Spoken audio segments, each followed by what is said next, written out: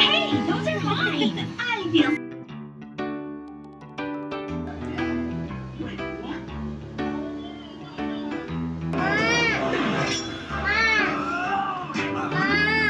Hello mga mare! For today's vlog mga mare, ito pala yung continuation ng video ko kahapon. Pagkadating nga namin sa bahay mga mare, ay nilalaro ko muna si Bryce. Sa pag-uwi kasi namin ay nakatulog siya sa tricycle at ayaw niya nang matulog ulit. You're so dead. Laba ikaw? Brycey! Huy! Laba ikaw? Huy! Uy, nagiunsa man na nimo. Uy, naunsa naman na. Uy, tabang ka o, kwan, samok.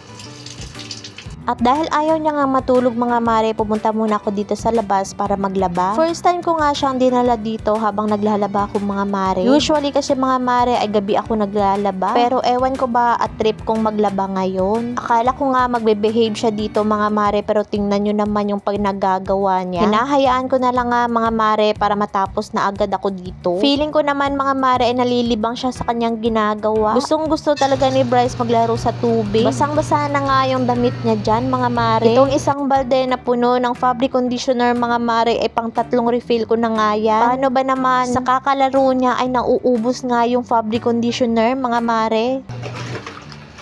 Ari kita mahumanan dong.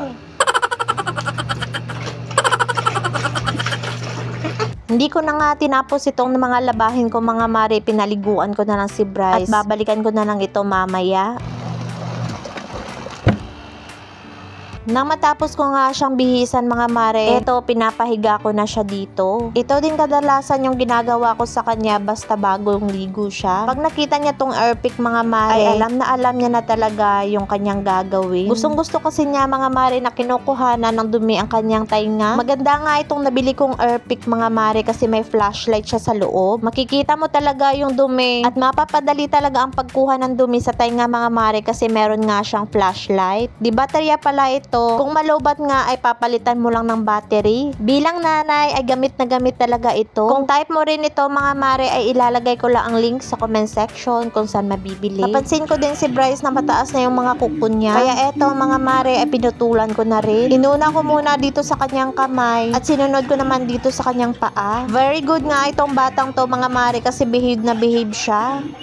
Hey, those are mine. I feel so good. Nang mawala na nga yung init dito sa labas mga mare, naisipan kong lumabas kami ni Bryce at magpatugtog. Tamang-tama mga mare, dumating na din si Daddy B. Eto nga sinabi ko sa kanya na hindi kami marunong mag-operate nitong video game mga mare. Nako, itong batang to mga mare, pag makita niya talaga yung kanyang daddy mga mare ay nagpapakarga nga. Fast forward na nga nang maluto na nga itong barbecue na niluto ni Daddy B mga mare. Ay nag-prepare agad ako para kumain na kami. Pero tingnan nyo naman tong batang to mga mare, nakita niya itong mangga. Tinawag ko na nga agad si Daddy B at yung mga bata mga mare para makapag-umpisa na kaming kumain. Baka nagtataka kayo mga mare na laging wala yung panganay naming anak. Nako, wag nyo nang hanapin mga mare dahil ayaw na ayaw niyang magpa-video. Lalong-lalo na mga mare ay ayaw niya din magpa-picture. Kaya naman laging wala siya sa aming video mga mare. O siya mga mare, kain pala tayo.